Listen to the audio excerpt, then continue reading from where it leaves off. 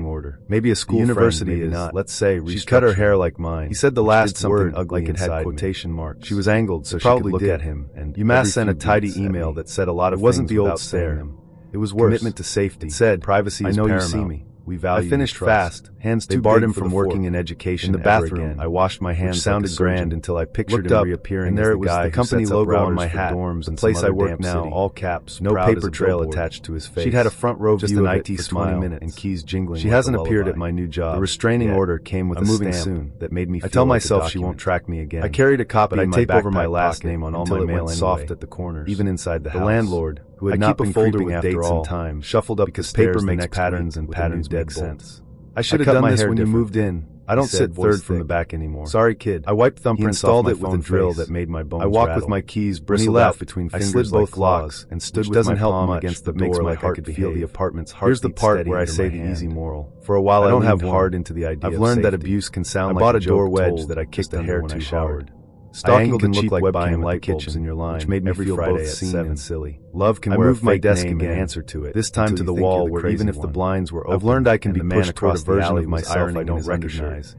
He'd only turning back is a choice you make sweaty. I bought a socks cap because it turned out a brim can be. If you're riding the bus out past the paper mill, but the body remembers where I used to sit. It learns to hear rain as footsteps. Just trust your gut when a nap learns to hear the clank of radiators. When a laugh has that someone breathing through their teeth. When the pictures are all. It learns to look up when a trolley breaks hard enough to squeal. Don't be polite to your own detriment. Because there was a week where every screech your heart can mean 10 different things here, and every banner meant a man with keys in a pocket. Lucy, whatever your name is. People asked if I felt better once he was arrested. You won your 4 months. Wicked safe now, right? 4 years after. A guy in my stats you got your stares, and I laugh because if I didn't, I'd your regular spot in the truth is where you could safety didn't feel like a place I could live anymore. You don't get the rest. It felt like visiting hours. I'm not the seat. What I got instead was a better. I'm not the aisle you stand in. File. I'm taking a different knowledge that the soft getting off 2 stops early. Schedules, passwords, going the long way home are exactly what someone like him eats for breakfast.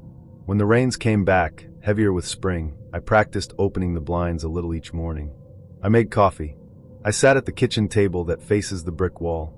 I listened to the red cardinal call from the alley. Sometimes I'd go to pull the cord and pause, because the string felt warm, because the slat had a thumb smudge that wasn't mine, because the drizzle outside sounded like someone tapping to be let in. Then I'd breathe, count to 5, and open them anyway. Let the city see me. Let the light in. Let the rain try to talk. For folks who don't live along the Gulf, there's a certain sound the night makes when it's holding its breath.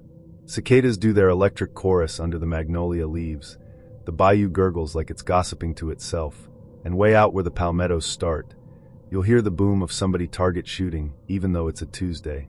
That's the backdrop for when I thought a blank Grindr profile might turn my week around. Back then, I was a couple blocks off the trailer park, upstairs in a skinny little shotgun that leaned toward the water like it wanted to drink. I'd re-downloaded Grindr after swearing it off twice, which is about par for the course around here. I won't lie, being a bigger guy in the gay scene can feel like walking past a row of locked doors. If you've ever been invisible, you know that first ping hits like a sunbeam. No name, no pic, no bio, just the distance dot, 1 mile away. I've seen plenty of those. Closeted dudes, married men, bots. Still I tapped. Hey, he replied fast. Hey, name's Jesus. Then like he could hear the way I read it in my head, he sent, Jesus, lol. But I like Jesus better. He asked how I was doing, the kind of bland openers that feel like someone dipping a toe in. I sent back a can't complain. He said he liked chubbier guys. That's bait I don't always bite, but I was soft that week. I'd been watching the ceiling fan go round and round at night, thinking about being 30 and still measuring my life in delivered notifications. So I sent a face pic, plain as day. He sent one back. Tan skin, big eyes, a smile that felt practiced. Cute. Cute enough to make me look twice. We talk hobbies, him video games, old horror movies, me Saints football, frying anything that'll hold a batter, hiking the levee when it's not 100 degrees at 9 p.m. Wanna hang? Play games? Maybe more, he wrote, the more looking heavier than the rest of the line. I had a rule, first times happen in public. Coffee, or the pier with light and people, or even Walmart under the humming fluorescents. I'd broken the rule twice before, and nothing bad happened. I was feeling reckless in that lazy way the humidity gives you. Maybe, I said. You near? Trailer park, he said. I can scoop you. Few blocks. I told him I needed a shower. He said, oh, head over, which I figured meant, okay, go ahead. Then he wrote, kinda embarrassing, can you spot me $20? Mom left for the weekend, didn't leave food money. You can send on that app. I'll pay you back when I get you. I know. Reading it now, my stomach does a little drop. That night, I felt bad.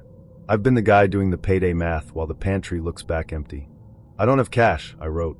App okay, he said, then shot me a handle that looked like a jumble of letters and numbers with a tiny cross emoji tucked in like a toothpick in a sandwich. I sent it.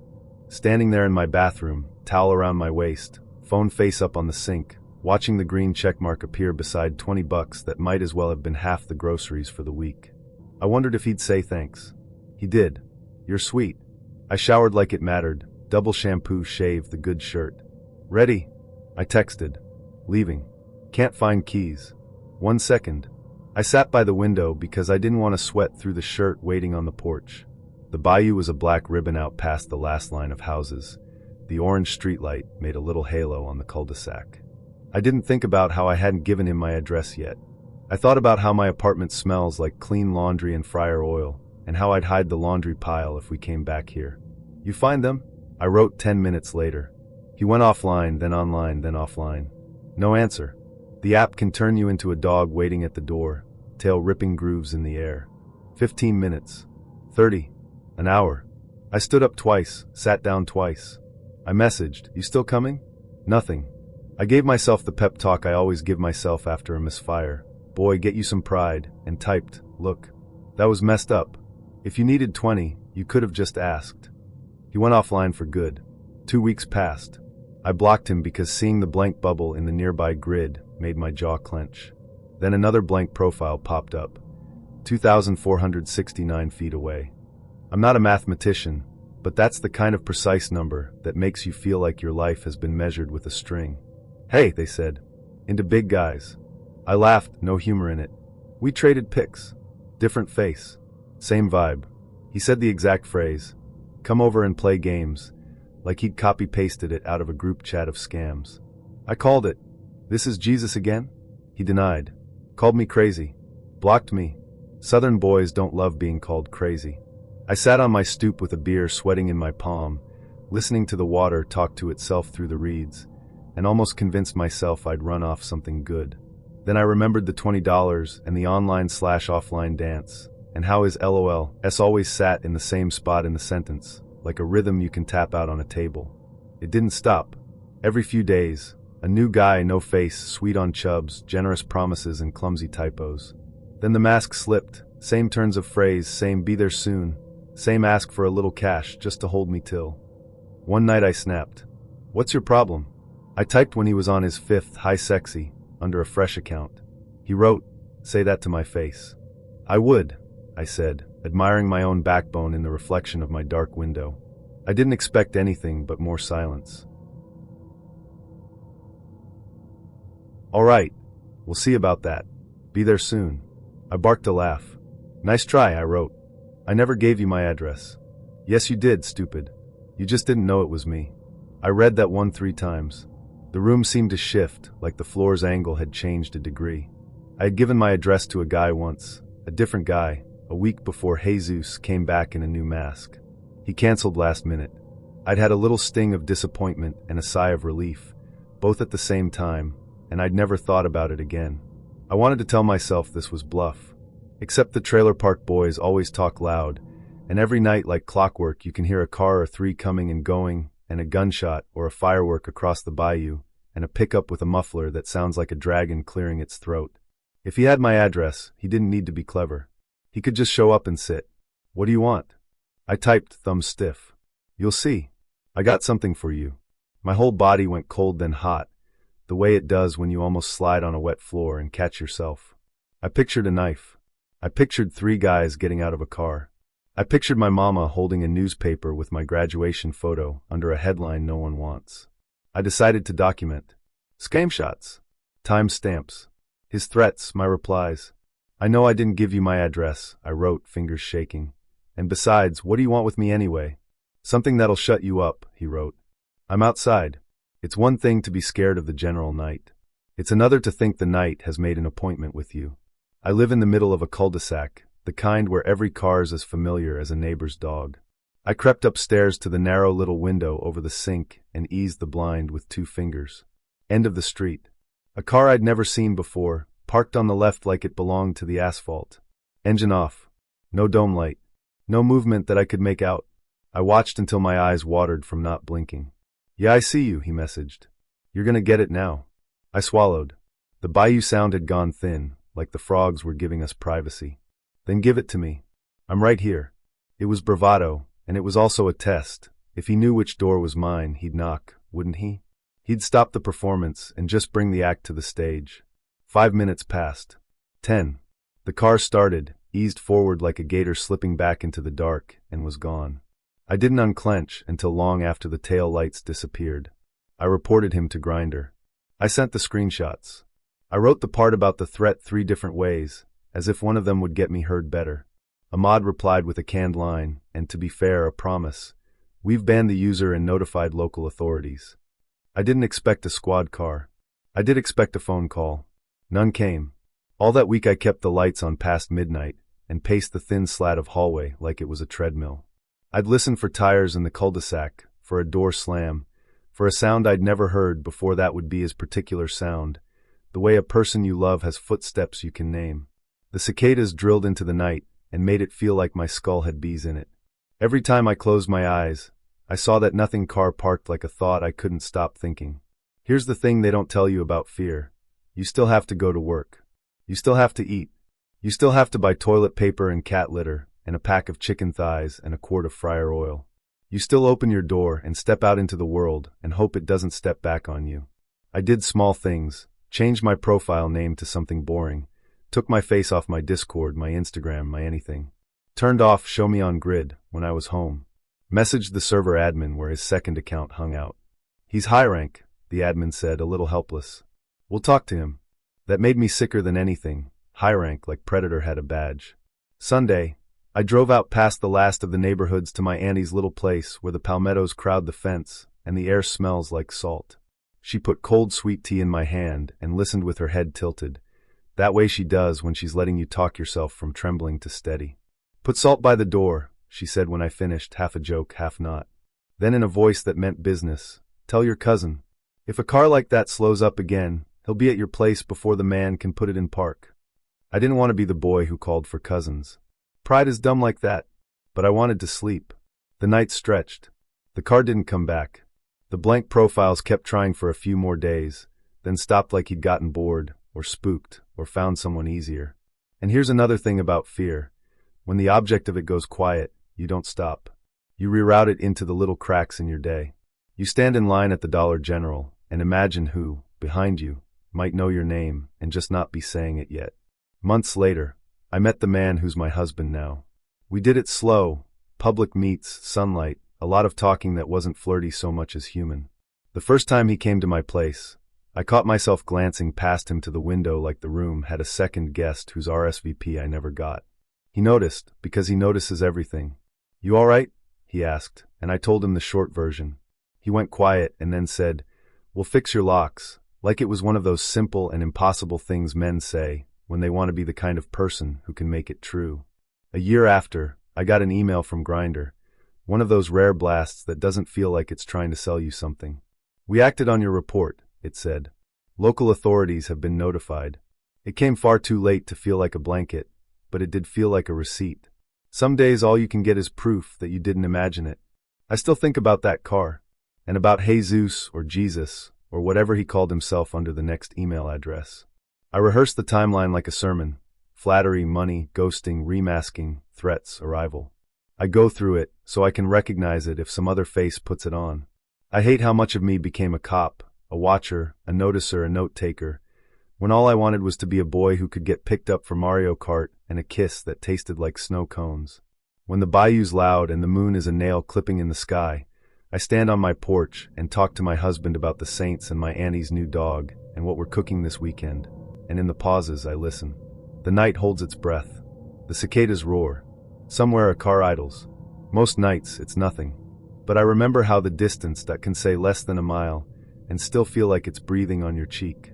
I remember the glow of brake lights at the end of a street. I remember a text that said, I'm outside, carrying the whole weight of a person I didn't know, who wanted something from me I didn't have to give.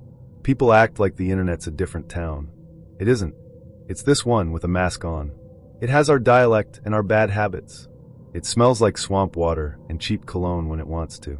It knows your cul-de-sac from 2,469 feet away.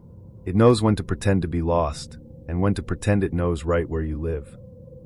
He escalated, not in knives or late-night pounding on the door, the TV drama version, but in the way my whole life turned up where he turned up.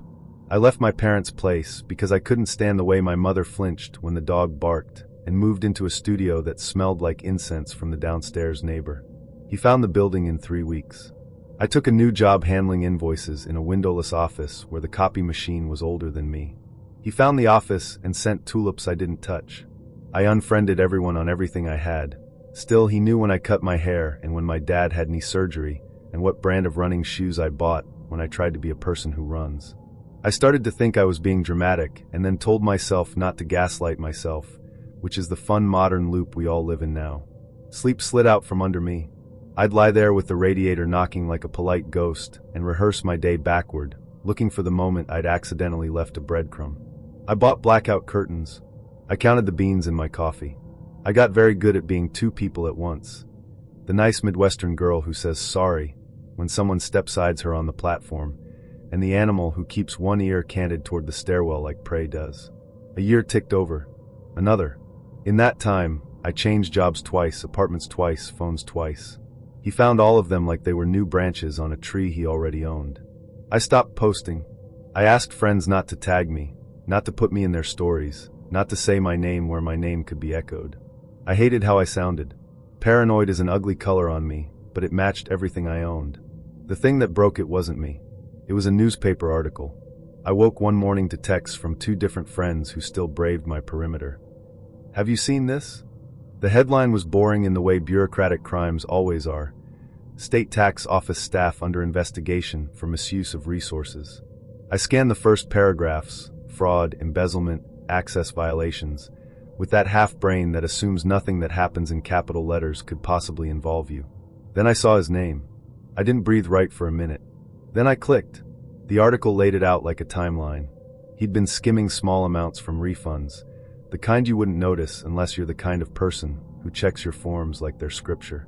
He'd used his position to look up people. Not just celebrities or exes, though the way the reporter wrote, including personal contacts, made my stomach fizz. He looked up taxpayers. He looked up addresses. He looked up employers. He looked up phone numbers. The paper used improperly, the way papers do when they don't want to get sued. I used other words in my head. The detective who'd shrugged months before suddenly found his phone. "You free to talk?" he asked, and his voice had changed in that tiny way that means you've become useful. When I sat down in the conference room that smelled like dust and old pizza, he had a file with my name on it that was thick enough to stop a small bullet. "We think he accessed your tax records each time you changed jobs," he said. "Address updates, W-2s, filings. You were a to-do list he could refresh with a password." I thought of the forms I'd slid into envelopes like prayers. I thought of the big black letters on every government letter that say important tax documents enclosed, like the envelope is screaming while the world goes on microwaving lunch. I thought of him at a state computer in a cubicle that probably had a joke calendar and a succulent, clicking into my life like he was paying a bill. "Did you know?" the detective asked, and I laughed because what else do you do when somebody asks if you knew your life was a window? "No," I said. "I thought I left breadcrumbs, and it turns out I was just making regular adult choices." They arrested him 2 weeks later. I'd like to say I felt something noble or neat, closure, vindication, but what I felt was a complicated mixture of relief and being very, very tired. The paper ran another story, drier than the first, and named more people and more numbers, and I read it like it was about a neighbor I dislike. My auntie brought over lasagna and said nothing at all, which is how you know she was worried. The state did the state thing. Internal review, external statement, internal shuffles. I got a call from a woman with a public voice who said the office took misuse extremely seriously and had safeguards, and I said, "Cool, because what else do you say when your trust gets sent a form letter?" I filed for an order of protection. Courtrooms are weirdly bright. The judge asked me questions in a voice like he was asking about the weather on a weekend before a barbecue. I answered in the same tone because I am bred to be polite. I got the order. The paper stamped it. It felt like armor you can fold.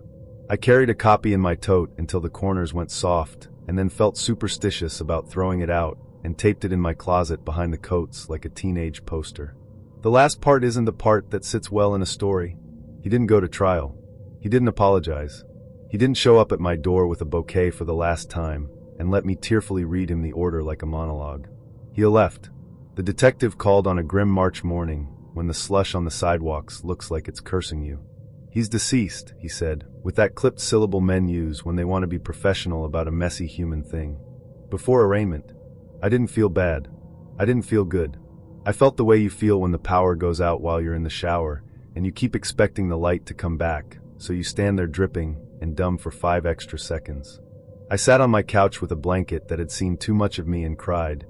Not for him, but for the 3 years and change I'd been a person with my shoulders touching my ears. People asked if I felt safe. I said yes because it makes other people feel better. The real answer is complicated. Safety wasn't a place I got to move back into. Safety was a room I now had a map of, with all the windows marked. But some of the fear loosened its teeth. I stopped checking the street twice before stepping out. I started standing in lines without noticing the door. I let myself nod off on the train once, head bobbing, a small brave thing. I moved again. My new place has south-facing windows and a view of nothing poetic, just the back of a diner where the cook smokes in his white apron and waves at me if he catches me looking. I put succulents in the sill like a joke. I still keep paper. Habits, once they save you, turn religion. I file the mail immediately, shred anything with my name like it cussed at me, keep a clear folder marked documents that would make my 20-year-old self call me boring. Sometimes boring is a hymn. If this is the part where you want advice, I have none that isn't ordinary. Tell people even if you feel silly. Save everything even if you feel dramatic. Don't be Midwest nice about your own boundaries. Say no like the word can hold you up. And document, document, document. Paper makes patterns. Predators count on you being too tired to draw the lines between days. The first time I met Lucy, leastways, the first time I thought that was her name, she fell asleep on my arm on the bus out past the paper mill. I'm hard of hearing, so the rumble usually lulls me. That day, I just froze, pretending I knew where to put my elbow so she wouldn't slide off. When she woke, she gave me this look like I'd borrowed her favorite sweater without asking, then stumbled off 2 stops early. I figured I'd messed up by not waking her sooner. Can't win 'em all, I told myself, nose in my hoodie, Ohio winter chewing at the windows.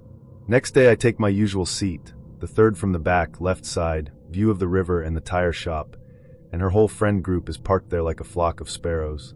The bus air smelled like diesel and somebody's cherry body spray. She plops down next to me and says her name too quick. I hear Lucy. Not like I got it, and we go from there. We dated, if you can call high school stakeouts dating.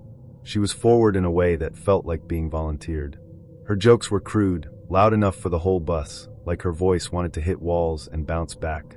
She'd fixate on my past, who I liked, who didn't like me, who said what in 8th grade, and when I told a story, she'd cut in. I'd kick there but for that. It sounded chivalrous until it didn't. It was like watching someone sharpen a blade and call it a butter knife. From the start there were 2 versions of her. 1, sugary sleepy, a girl who leaned her head on my chest and made the ride home feel shorter. 2, a thin smile with teeth behind it. If I took too long to text, the teeth came out.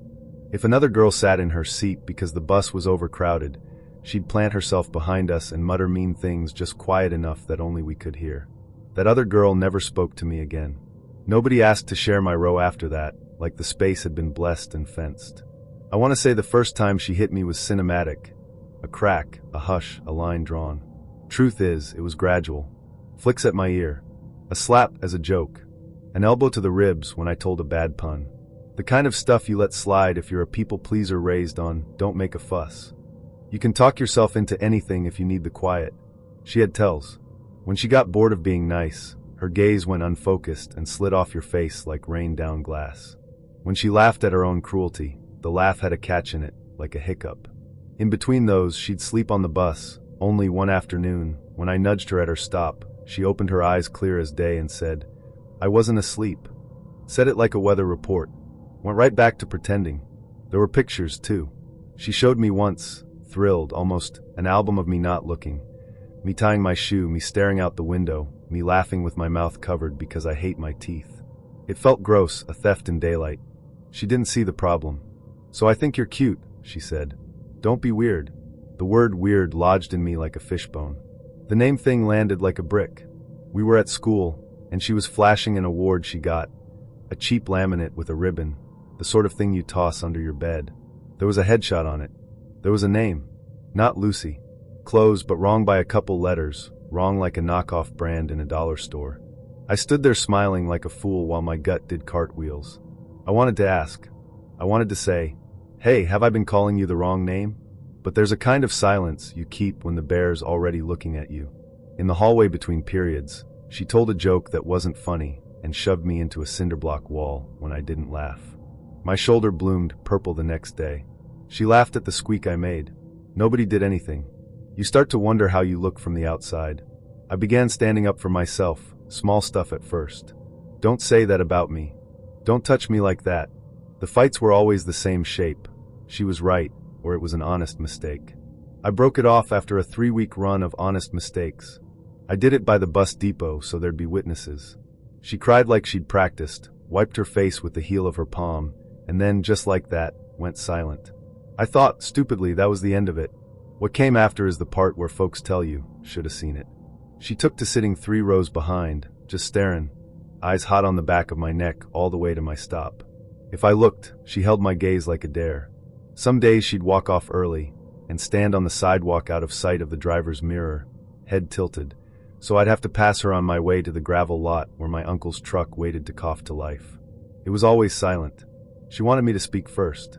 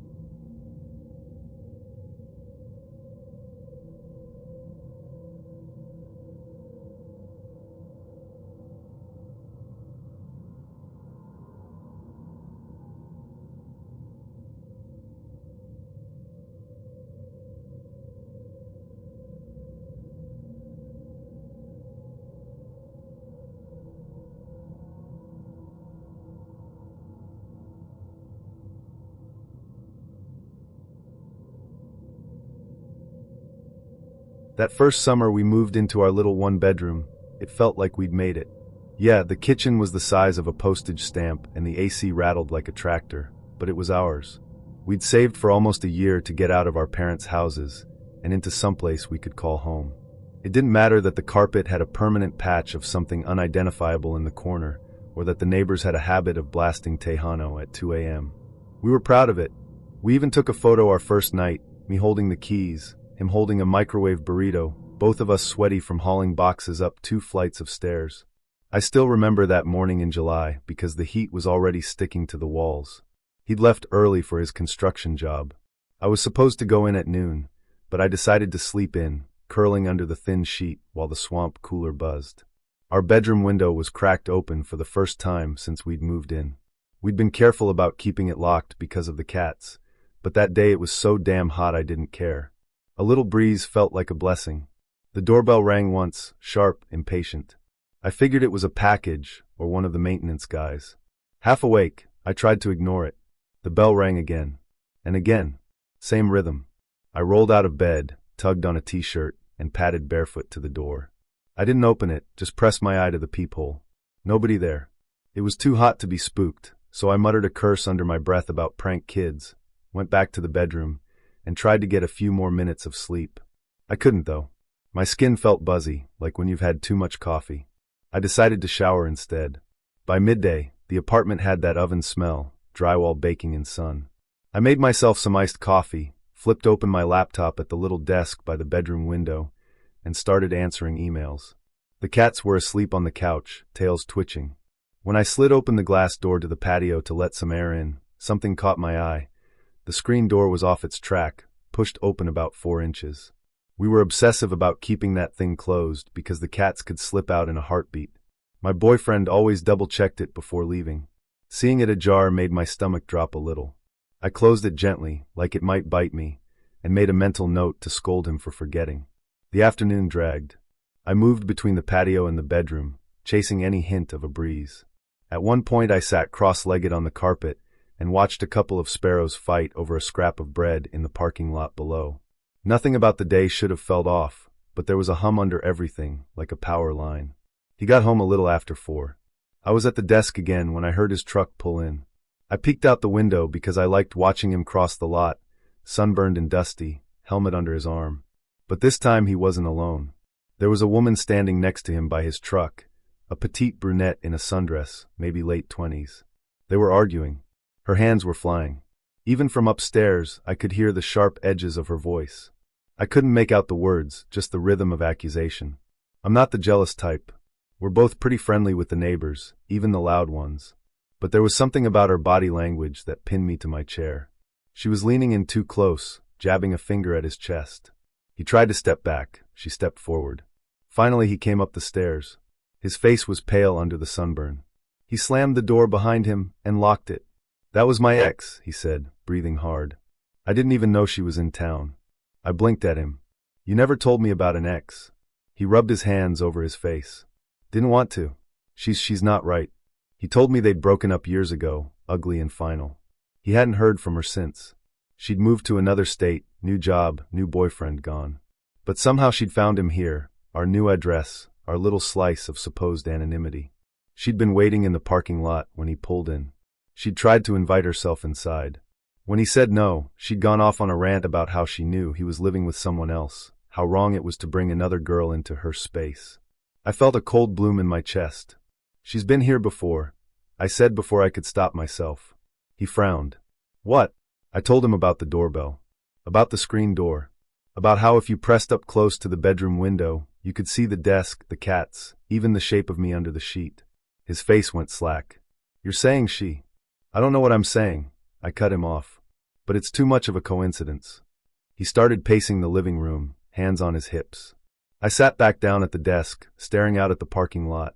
She was gone, but the space she'd been standing in felt like a shadow still moving. I tried to picture her climbing our stairs while I was in the shower, pressing her face to the blinds, listening to me hum over the sound of running water. The rest of that evening was quiet. We ordered takeout. We closed all the blinds and double-checked the locks 3 times. Every little sound, a car door slamming, a cat knocking something off the counter, made both of us jump. We didn't talk much. He kept rubbing his thumb over his knuckles like he was trying to erase something. I kept glancing at the screen door. That night I dreamed about the doorbell. Not the sound, but the shape of it, a round white button glowing faintly in the dark, being pressed over and over by an unseen finger. Days went by. She didn't come back. We heard from a mutual friend that she'd gotten a job several states away and was supposed to be gone for months. We let ourselves breathe again. We started making jokes about the screen door ghost.